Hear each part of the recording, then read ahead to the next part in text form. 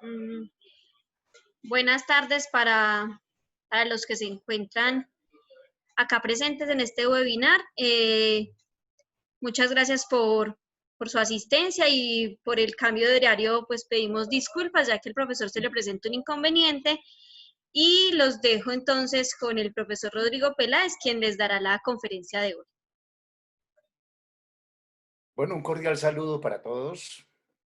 Muchas gracias por ser y estar en clave de pensarnos desde la educación. Gracias por aceptar este cambio de horario.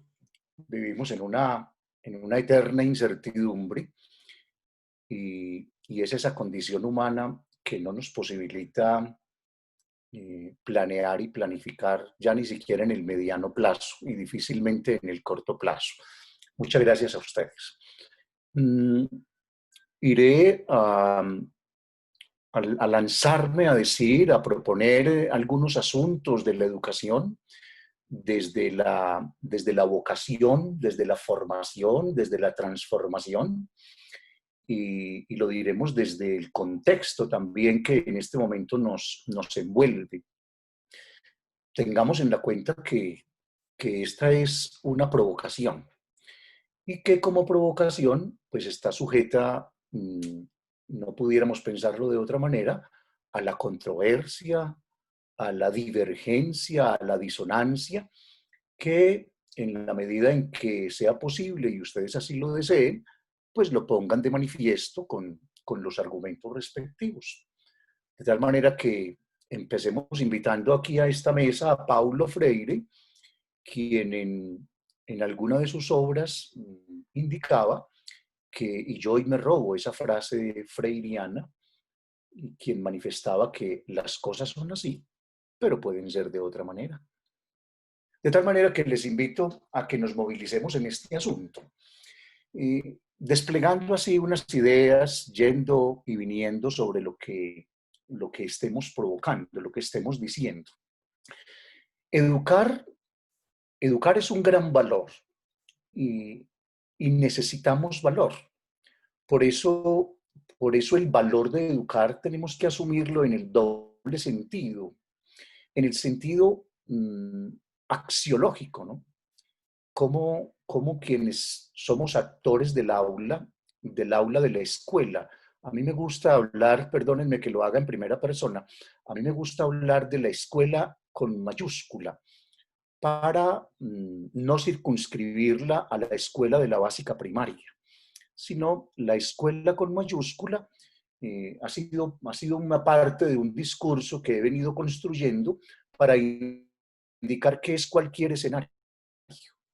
Y cuando hablemos del aula, mm, porque no es exactamente el aula de ciencia, es el aula mundo, porque nos educamos en todas partes. Entonces, dada esas dos aclaraciones y algunas que se consideren a que haya lugar, entonces insisto en que asumamos el valor de educar, bien sea desde el educare o desde el educere, desde ese acto que estaríamos diciendo de meter, de ingresarle al otro, o desde el educere, de ese acto de sacar desde el otro.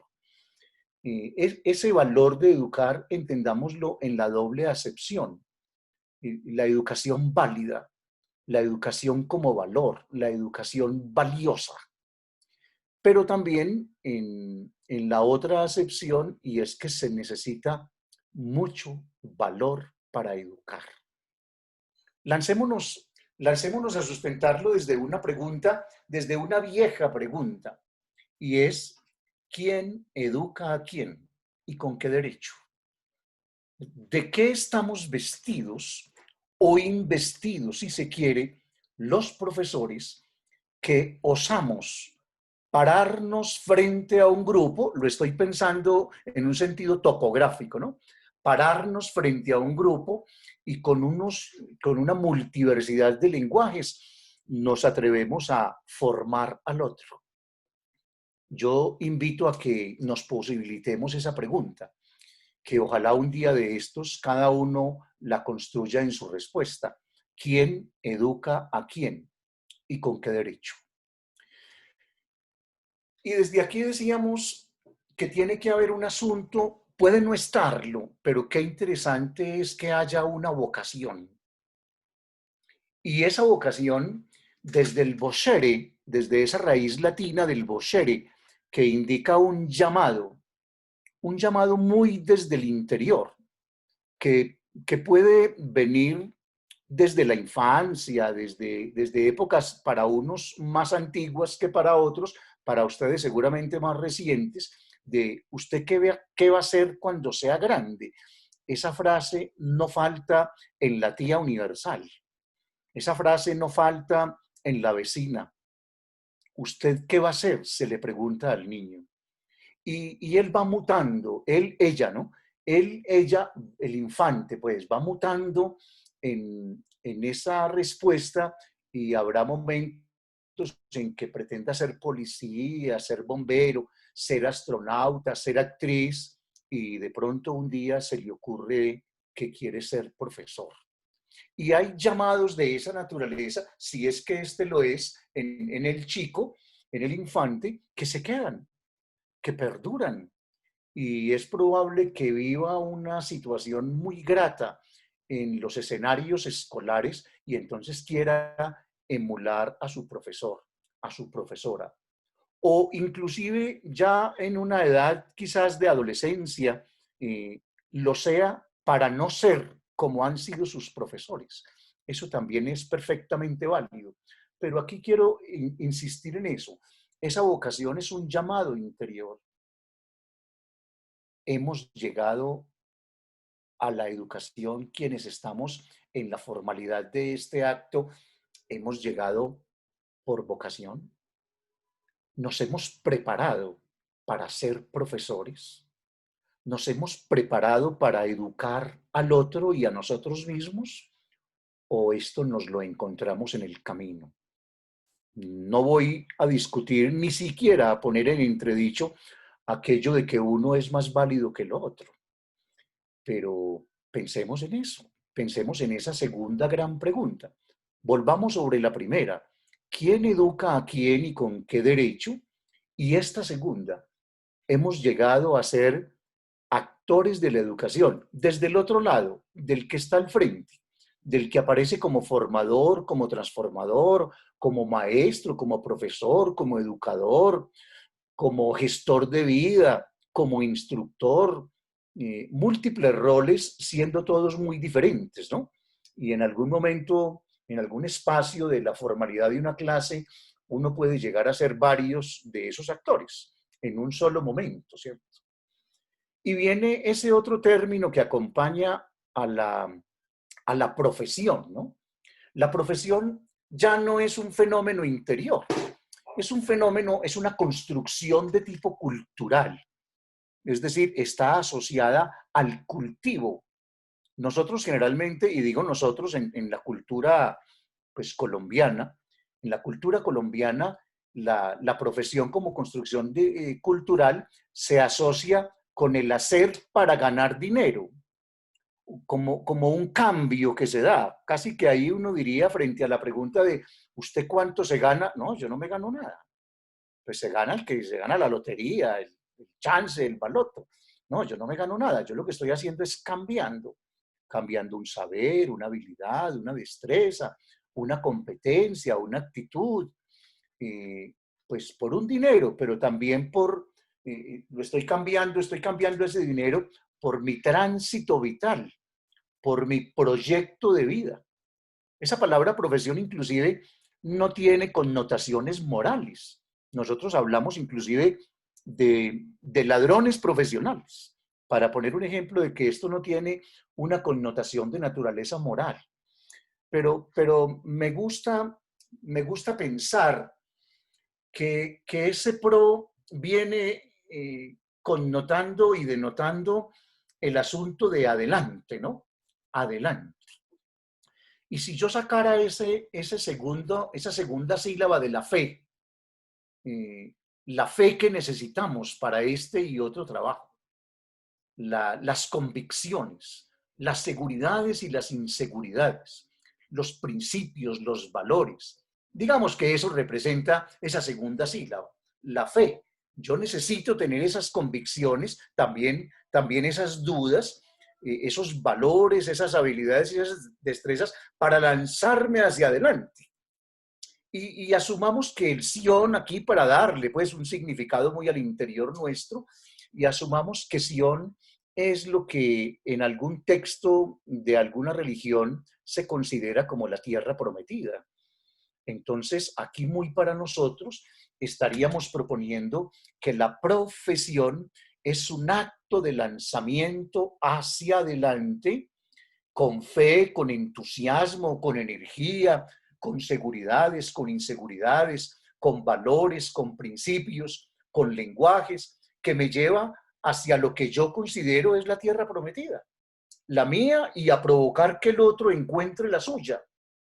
Pero entonces esa profesión es externa.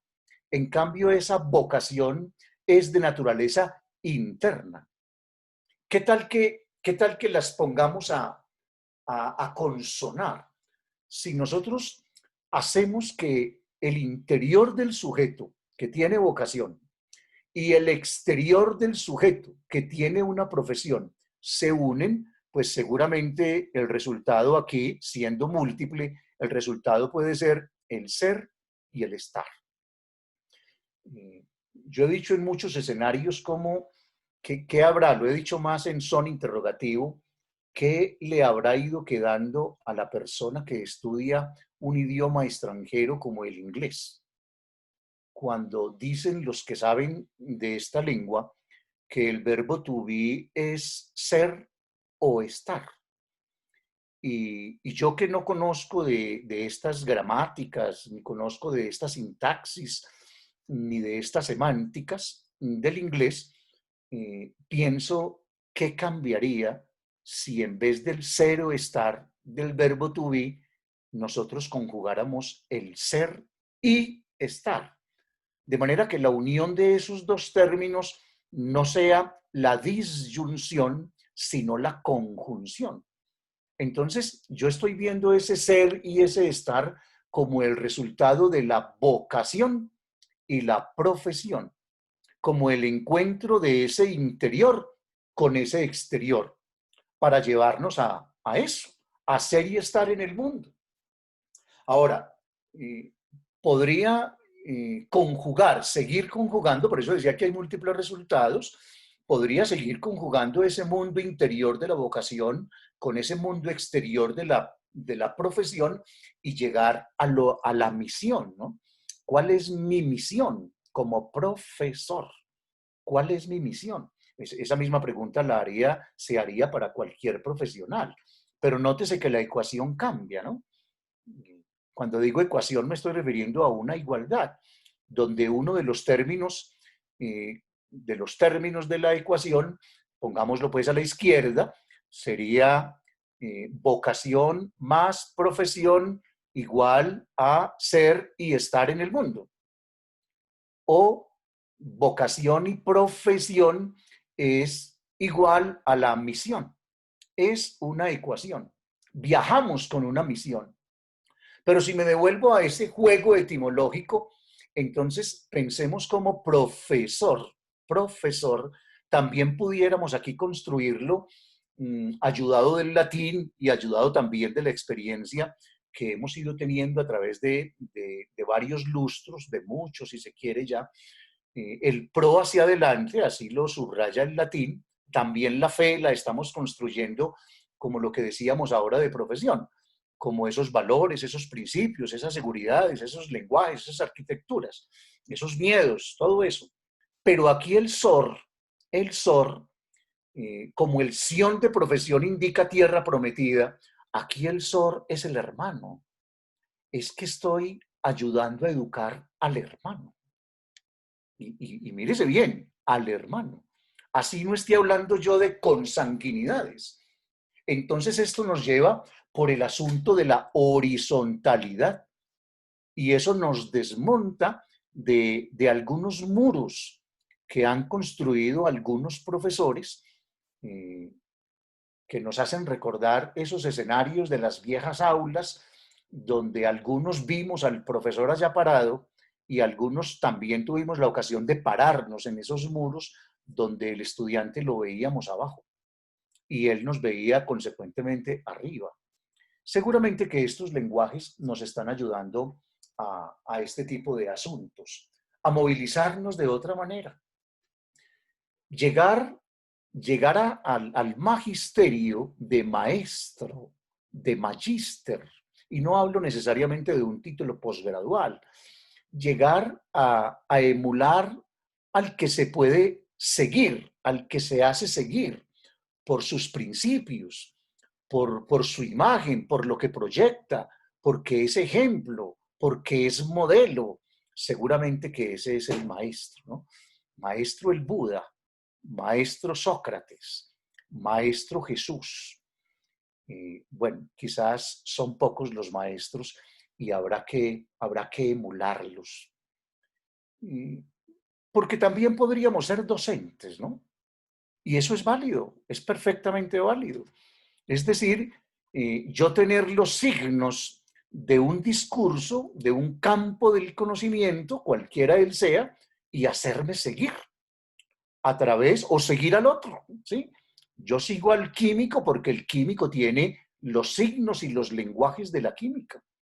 O yo creo poseer, si hablamos desde la sociedad de consumo, o yo creo poseer los signos de tal o cual área, de las matemáticas, de las ciencias sociales, de las humanidades, y entonces voy ejerciendo los asuntos de la docencia.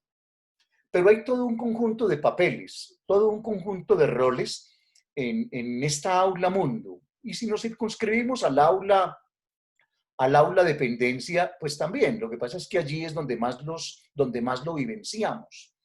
Donde aparece el profesor tradicionalmente, y qué bueno que pensemos y desmontemos ese asunto si ustedes lo ven pertinente. ¿Desmontemos qué? El profesor dictador de clase. El profesor transmisionista. Yo no estoy invalidando con este decir a ese profesor, no. Poseedor de una información, poseedor de unos signos y los entrega, sociedad de consumo, y el otro los recibe. No siempre sabemos qué hace el otro con lo que recibe. ¿Qué hemos hecho nosotros cuando jugamos el interesante papel de alumno? Que no es aquel que carece de luz, sino aquel que está en disposición de ser nutrido, ¿no? Y casi siempre se piensa en lo primero. ¿Qué se hace?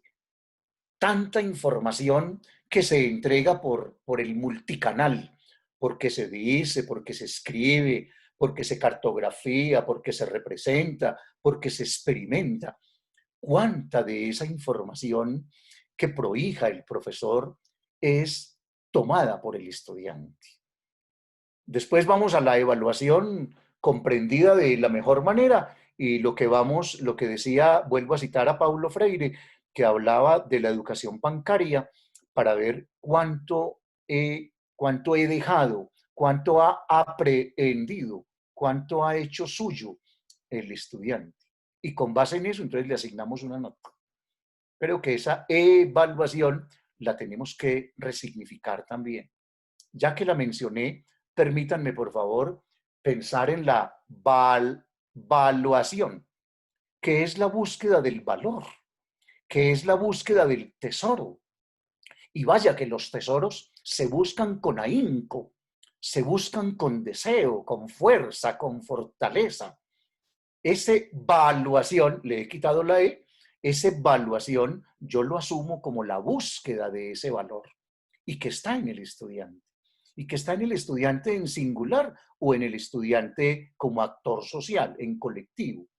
Y esa E de evaluación se ha tomado desde el ex, que es un paso hacia afuera.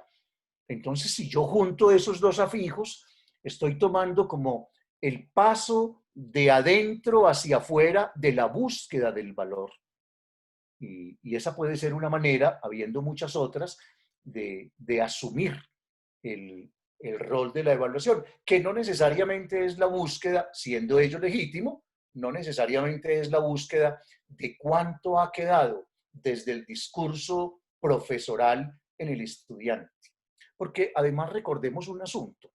Si nosotros nos paramos, permítame decirlo así metafóricamente, si nosotros nos paramos en la segunda ley de la termodinámica, que, que tiene un nombre para mi gusto muy bello, que es el nombre de entropía, y que es la medida del desorden en todo proceso que se conoce del universo conocido. La entropía, la tendencia que hay hacia el desorden.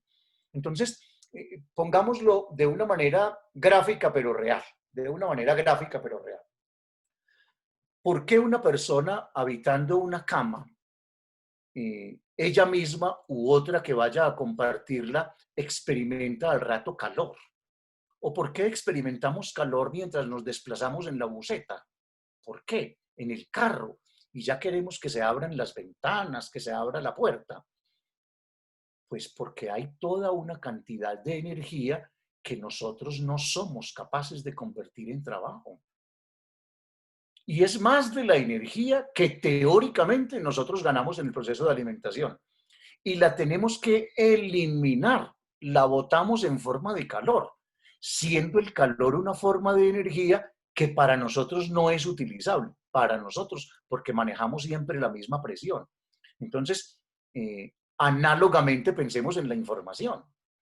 Cuando nosotros proponemos una información por cualquiera de los medios que mencioné y por cualquier medio que no haya mencionado también, ¿cuánta de esa información es asimilable por el estudiante?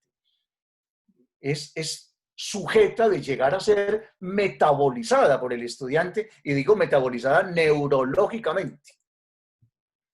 ¿Y cuánta de ella se pierde como se pierde el calor en los procesos biológicos de nutrición de nosotros? Yo creo que puede ser una manera de nosotros entrar a hacer otro modelo de este discurso. Entonces, el profesor como profesional hoy tiene un desafío muy grande. No solo ser un dictador de clase, sino traducirse, por ejemplo, en un provocador.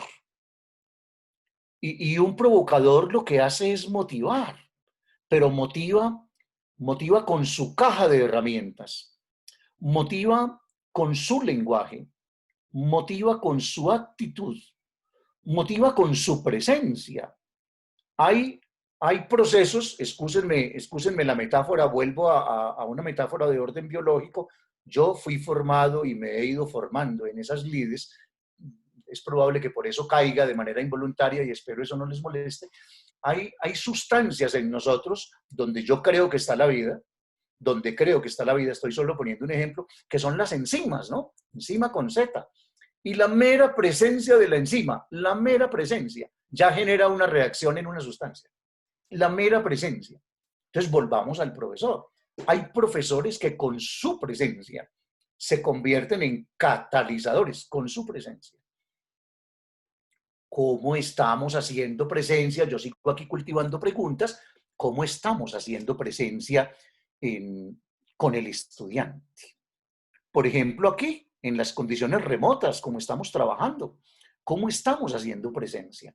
¿Cómo aparece esa paradoja, ese oxímoron de tener ya presencia virtual, ¿no?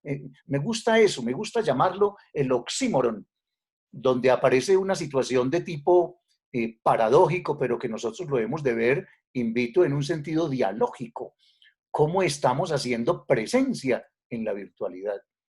Para que juguemos enzimáticamente, para que con nuestra presencia, así no sea suficiente, pero sí sea el comienzo de un cambio, de una transformación del otro. Entonces, este es un noble oficio, un noble hacer, una noble profesión que, yo insisto, nos tiene que llevar más allá del dictar clase y pasar de provocador a ser un generador de caminos, pero no para hacerle el camino al estudiante, es para prepararlo para el camino, es mostrarle al estudiante que va a entrar en territorios de polifurcaciones. Seguramente que inicialmente podríamos hablar de bifurcaciones. Bueno, me voy a la derecha, me voy a la izquierda, me voy de frente o me regreso. Hablemos de bifurcaciones, pero también es muy válido hablar de polifurcaciones. Hay veces encontramos tantos caminos. Y nos pasa lo de Alicia en el País de las Maravillas, cuando le preguntaba al gato, ¿por dónde me he de ir? Frente a una serie de caminos que ella apreciaba en un bosque para ella ignoto, para ella no conocido. Y sabiamente el gato, sin comprometerse, le dijo, no sé, depende a donde tú quieras llegar. Y ella responde, no, no sé, yo no he prefijado mi horizonte. Yo no sé para dónde voy. Entonces cualquier camino te sirve, le responde el gato. Y Alicia es cada uno de los estudiantes independiente del nivel, en esa escuela con mayúscula. Y el profesor es el gato. Y el profesor no necesita ser preguntado para dar esa respuesta a esa pregunta que pudo o no habérsele hecho. ¿Por dónde he de seguir? Que no sea el profesor el que señale el camino. Que haya quedado tan bien preparado el estudiante que su transformación desde ese proceso de formación le lleve a elegir. Y que él se equivoque solo. Y no solo se equivoque, que él también tenga éxito solo.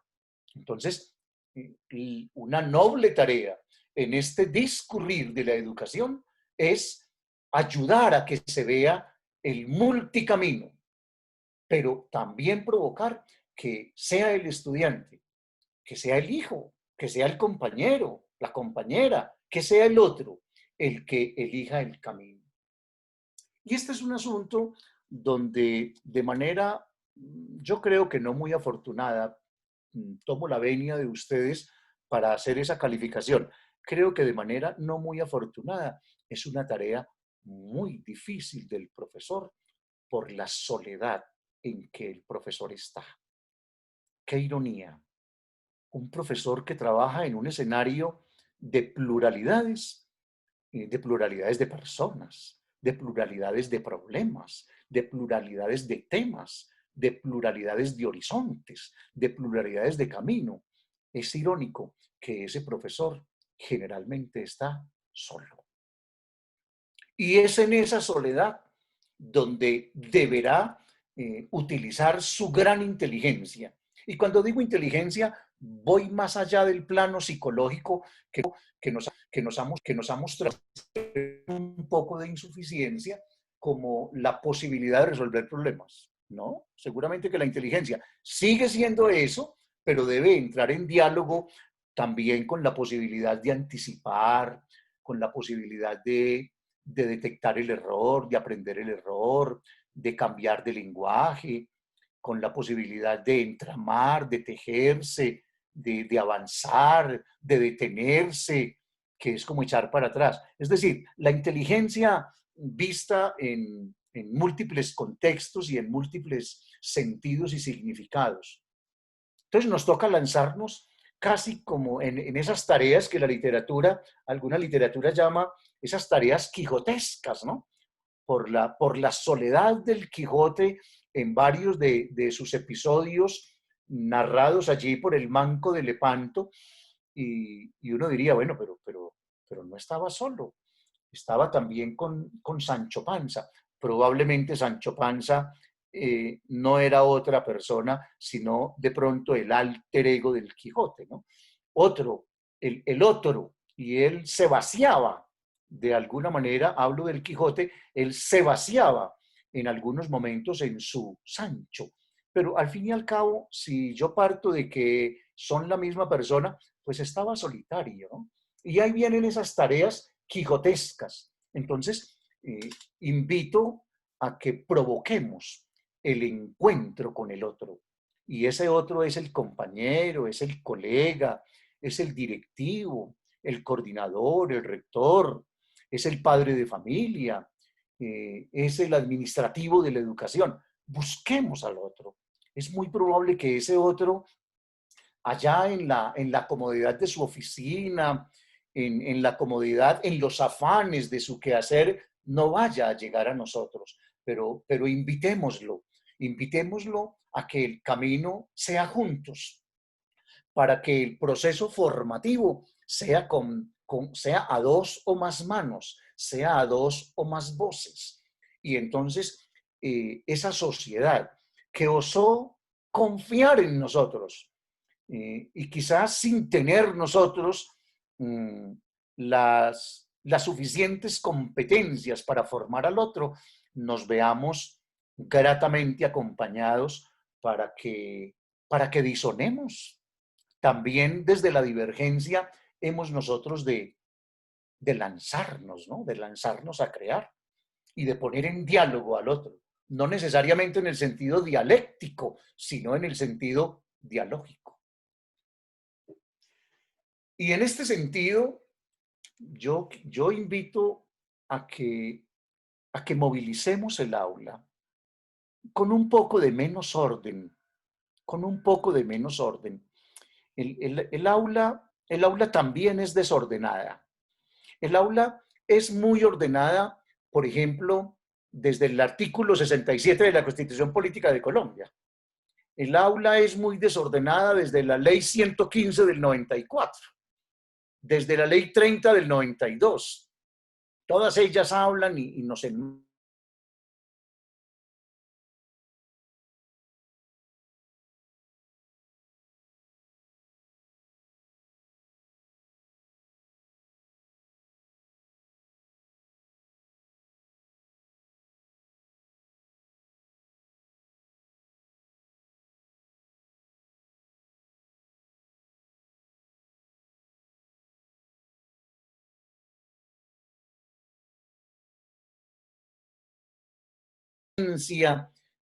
para, de y desde la educación. ¿De educación para quién? Y ese paidós que invita a pensar en el niño, ¿también se aplicará para el adolescente? Seguramente que sí, y que en muchas de sus cosas y en muchos de sus dictados y de sus principios son comunes, pero ¿será la misma pedagogía? ¿O tenemos que crear una ebegogía? ¿Y será lo mismo para el adulto? ¿O será que tenemos que pensar en una andragogía? Y aquí este andros, yo quisiera que lo pensáramos no como el masculino, no como el masculino. Pues para no buscar aquí otro nombre que nos reúna a los dos géneros, pensemos en eso.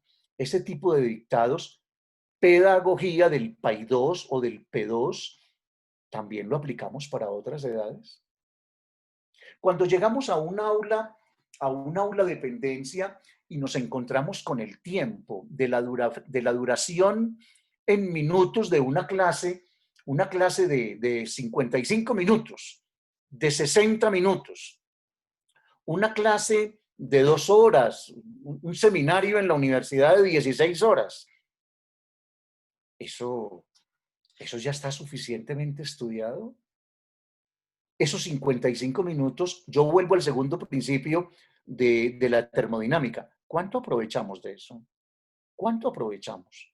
¿Cuánto aprovecha el estudiante? Es muy probable que nosotros hablemos los 55 minutos, con toda seguridad que hablamos los 55 minutos, pero ¿tendrán los estudiantes el mismo placer? ¿Tendrán los estudiantes el mismo placer de aprender que el que yo tengo de enseñar? ¿Y quién ha estudiado ese tiempo? El tiempo del aula. ¿Y quién dijo que un periodo académico, pero por supuesto que la ley, ¿no? La norma, el orden. ¿Y quién dijo que un periodo en una escuela básica, en una escuela media, tiene que durar 10 semanas? ¿Y en qué está amparado el ámbito universitario cuando habla de un semestre de 16 semanas? ¿Y cuál es ese criterio de temporalidad? El asunto del tiempo, ¿no? Viene el asunto del cronos. Recordemos que en la mitología hay unas bellas historias del cronos, cuando, cuando se comía a sus hijos y que no logró comerse a su último hijo, a Zeus. a Zeus, que después fue a habitar a lo más alto del Olimpo. Pero es el Cronos que nos devora, el Cronos que nos come, ese Cronos que lo hemos ido cambiando nosotros a la luz de esta condición coyuntural y ojalá no se vuelva estructural, de esta condición, yo la veo coyuntural de la pandemia, ¿no? Ya a veces preguntamos hasta qué día es hoy, ya no nos parece como nos parecía antes el tiempo, ¿no? Si antes era más largo o más corto y las agendas estaban más o estaban menos ocupadas, ya el tiempo se está resemantizando, se está resignificando. Entonces yo invito desde aquí, por favor, invito desde aquí para comenzar a declinar este decir, porque también yo pienso, Rodrigo, no creas que los que te escuchan tienen el mismo placer que tú tienes de hablar, como yo lo decía ahora del profesor y el estudiante. Pensemos en el tiempo. ¿Acaso los profesores estamos parados eternamente en el pasado, narrando la historicidad y la historia de las ciencias? Y eso lo venimos a traer a un tiempo presente, que es efímero, absolutamente volátil, y que en cuestión, no sé, de segundos, de nanosegundos, ya se vuelve pasado. Un presente que deja de serlo en micro, nano, femto o cualquiera de estos apelativos matemáticos, ya vuelve al pasado. ¿Será allí donde más estamos privilegiando los profesores nuestro decir? ¿En el pasado? Entonces yo les animo a que reflexionemos, por favor, a que nos llevemos puesta la reflexión sobre la posibilidad que hay de construcción de futuros, de lanzar y lanzarnos al estudiante en ese pro de profesor, en ese pro de profesión, lanzarnos hacia adelante. No podemos dejar la sombra. Nadie que salta deja su sombra atrás. Nosotros tenemos que saltar con la sombra. Con eso, y yo sé que ya lo entendieron así, permítanme hacer énfasis en ello, con eso puedo decir que yo no me puedo desprender del pasado. No puedo desprenderme del pasado, pero provoco esta posibilidad. ¿Será que qué pasaría en el aula mundo? ¿Qué pasaría en la escuela con mayúscula si nos lanzamos con nuestros estudiantes, con nuestros colegas, nuestros jefes, nuestras comunidades de pensamiento, que ojalá se traduzcan nuestras escuelas en eso, si nos lanzamos a la prospectiva, a la construcción de escenarios, cualquiera que él sea? Habrá quienes dentro de su pesimismo, si es que ello les envuelve, hay personas así, hay personas que siempre ven la copa medio vacía, siempre. Otros ven la copa medio llena, ¿no? Y están mirando la misma copa. Pero independiente de eso, habrá quienes construyan un escenario de naturaleza catastrófica. Y eso es válido, eso es legítimo. Y habrá quienes construyan un escenario tendencial, es decir, se queden, como lo diría algún cantautor argentino, que vio a alguno de sus actores parado en la puerta de un bar viendo a Buenos Aires pasar y pasar. Es lo tendencial. No construye nada, está esperando que el bus pase. Bueno, pues seguramente es válido el escenario tendencial, que lo construya. O construimos uno catastrófico, o construimos un escenario tendencial de la educación, o construimos un escenario optimista, optimista pero probable, optimista pero posible. Es decir, lo que los padres de la prospectiva han dicho como futuribles y futurables. ¿O será que construimos un futuro utópico? Desde la utopía de Santo Tomás Moro, de ese lugar que no existe. ¿Qué cambiaría? Les invito a que se lleven esa pregunta. ¿Qué cambiaría si el aula es capaz de entreverar, quiero decir los actores del aula, es capaz de entreverar el pasado, el presente y el futuro? Y por eso les invito a que saltemos con la sombra. Es que no podemos dejar, no la podemos dejar. No nos podemos desprender de ese pasado, pero es muy probable que no sea muy legítimo que nos quedemos viviendo en él, porque nos va a envolver la añoranza, nos envolverá la melancolía, nos envolverá el dolor de pasado, es decir, la nostalgia. Y es muy probable que haya otras posibilidades. Entonces, construyamos escenarios. En ese orden de ideas, si es que estas ideas han tenido algún orden, en este caos de decir cosas y de lanzarnos a tejerlas, les dejo esa noble tarea de tejerlas a ustedes con mucho respeto. Pensemos que tenemos papeles, tenemos roles. En este momento evoco a esos padres de la perspectiva de nuevo y alguno de ellos dice que tenemos 4 posibilidades para ser y estar en el mundo, ¿no? Y lo voy a decir en el orden en que ellos lo dicen. Podemos pensar como el avestruz, ¿no? Parece que no es cierto, dicho por los etólogos que estudian el comportamiento animal, parece que no es cierto lo que la sociedad ha creado como un mito urbano, que esa gran gallina que es el avestruz hunde su cabeza en la arena para ser indiferente a lo que acontece en su interior. Pero voy a hablar desde el mito y no desde los etólogos, que ellos me perdonen. Bueno, pues esa es una actitud, ser indiferente. Eso como que no me toca a mí. Ese asunto como que no es conmigo. Y esa es una forma de ser. Pero que el estudiante sepa que eso existe. Pero hay una segunda posibilidad.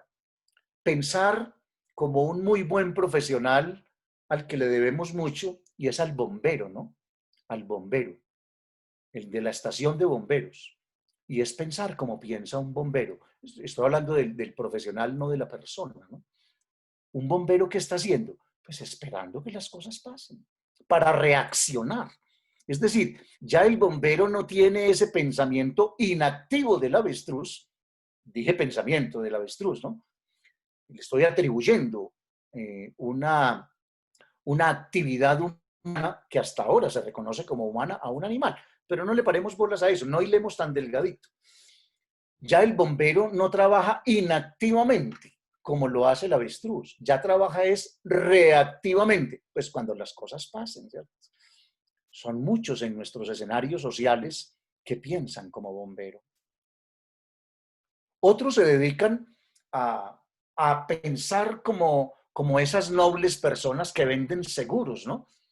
Que de repente nos abordan, son ellos casi siempre quienes vienen a nosotros y pocas veces nosotros vamos a ellos. Entonces vienen y nos hacen prever un montón de situaciones, por si el carro le pasa tal cosa, por si a la casa le pasa tal cosa, por si a su vida le pasa tal cosa, por si a los muebles y enseres les pasa tal cosa. Entonces hay personas que no son inactivas como el avestruz, que no son reactivas como el bombero, pero son preactivas como el vendedor de seguros. Y habrá una cuarta posibilidad. La cuarta posibilidad, que es la del profesor. Y seguramente pudiéramos decir de otros profesionales también, que es la postura proactiva, que está por encima de lo inactivo, de lo reactivo, de lo preactivo y llega hasta lo proactivo, a hacer que las cosas ocurran. Bueno, esa es una mirada de la educación. Yo quisiera dejarlos aquí en esta última idea e invito a que nos lancemos en esto, ¿no? A que veamos múltiples caminos, a que este esquema yo lo quiero interpretar teniendo seguramente muchas interpretaciones como el ir, el venir, el regresar, a veces viajando por avenidas, por autopistas, a veces yéndonos por las trochas, yéndonos por los desechos, por las veredas, volviendo a esas autopistas, pero yendo a visitar varios contextos para que el problema, ojalá no el tema, ojalá las aulas, eso merecería otras posturas, ¿no? Ojalá las aulas no se tematicen. Aún más, lo voy a decir de otra manera, ojalá las aulas no se tematicen más. ¿Cuál es el tema de hoy? Ojalá las aulas se problematicen. Y más que abordar problemas, las aulas aborden problemáticas. Quiero decir los actores, ¿no? Las aulas aborden problemáticas, entendiéndolas como ese conjunto de problemas que están asociados. Pensemos, por ejemplo, en esta diapositiva. Les invito a 10 segundos para ojearla sin H.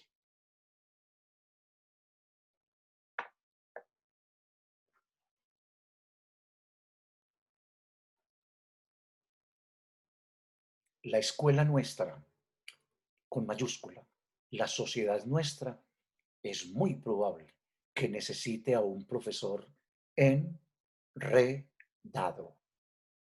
Un profesor que se enrede, que vaya y vuelva por todos estos apelativos, sustantivos, adjetivos que hay aquí, por todos ellos. Y note que esto admite la cabida, quizás, yo no voy a atreverme a decir que de todos, porque no los conozco, sino en una ínfima parte, pero son tantos los problemas en el aula que yo podría abordar desde estos signos que aparecen en esta red que comparto con ustedes. Pensemos, vamos a suponer, insisto que estoy terminando para no abusar más de su paciencia, pensemos en lo que nos envuelve desde este fenómeno bioquímico que es el virus, el SARS-CoV-19. Es que este virus afectó hasta el lenguaje. Entonces ya no sabemos si estamos hablando del COVID-19 o como virus, o de la COVID-19 como enfermedad, o del que acabé de mencionar, el SARS. Bueno, eso tiene múltiples nombres, porque el virus hasta afectó el lenguaje. Pero si yo le diera la posibilidad aquí para nosotros, didácticamente, al virus de pensar, el virus lo afectó todo. ¿Qué de lo humano, no ha cogido el virus? El virus afectó, ya no diré yo si positivo o negativamente, eso se los dejo a ustedes. El virus afectó, impactó más bien, para no entender negativamente la palabra afectó. El virus impactó lo cultural, lo económico, lo político, lo temporal, lo sociológico, lo biológico, lo psicológico, lo educativo, lo deportivo. Más bien la pregunta es, ¿qué no afectó? Nosotros, si el virus pensara, hasta ahora yo no soy de los que digo taxativamente, no, el virus no hace eso. No, es que hasta ahora no se conoce. Hasta ahora no se conoce. Dejemos esas claridades en el aula, por favor. No le entreguemos, vuelvo a hablar desde la sociedad de consumo, no le entreguemos a los estudiantes verdades terminadas. Por ejemplo, yo invito a que digamos, hasta ahora no se conoce que un virus piense. Hasta ahora. Pero entonces note que el estudiante pensará o intuirá, puede que mañana se descubra, ¿cierto? Y eso pues con cualquiera de los asuntos. No les entreguemos verdades terminadas. Entonces, insisto, si el virus pensara y llegó a afectar todo esto que ustedes están viendo en esta pantalla, ¿por qué no lo podemos hacer nosotros, que sí está demostrado que pensamos? ¿Por qué no lo podemos hacer nosotros?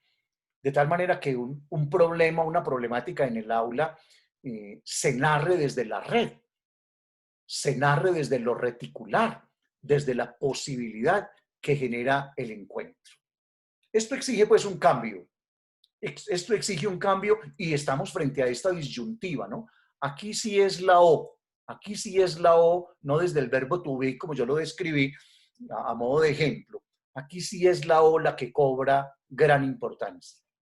O caminamos el cambio o cambiamos el camino. Y eso nadie nos lo podrá decir. Que otro nos lo provoque, perfecto. En su lenguaje oral, en su lenguaje escritural, en su lenguaje simbólico, icónico, cualquiera. O caminamos el cambio o cambiamos el camino. Y vamos quedándonos con Walt Disney. Para hacer el cierre como empezamos, pensando en la vocación. Mucho me gusta esta frase y por eso la traje, sobre esta pregunta, ¿no?, que se le atribuye a Walt Disney. Esto que estamos haciendo, asumiéndonos todos profesores. Yo desconozco, aquí reconozco el nombre de algunas personas, pero yo desconozco su profesión, pero de una o de otra manera estará asociado a la cosa educativa, ¿no? Entonces, preguntémonos esto que estamos haciendo hoy, que es una atención a ese llamado interior que ayer se nos hizo desde nuestro interior y que ojalá siga, porque la vocación no se pierde. ¿Será que sí nos está llevando al horizonte donde nosotros queremos llegar? ¿O hemos de cambiar el camino? Este es mi deseo de cierre, agradeciéndole su paciencia. Que esa condición humana, noten cómo volví al principio, que esa condición humana que no nos deja prever en el largo plazo, que no nos deja prever en el mediano plazo y que inclusive en el muy corto plazo también nos afecta, que eso nos ayude a ser y estar en el camino. Deseo para ustedes una feliz travesía y abro la posibilidad que ustedes digan, por favor. Les escuchamos. Muchas gracias, doctor Rodrigo, por la intervención. Sí, abrimos aquí el espacio para preguntas, si quieren a través del chat. Si alguien quiere que le abramos el micrófono, lo solicita a través del chat y con gusto, pues, accederemos a su intervención.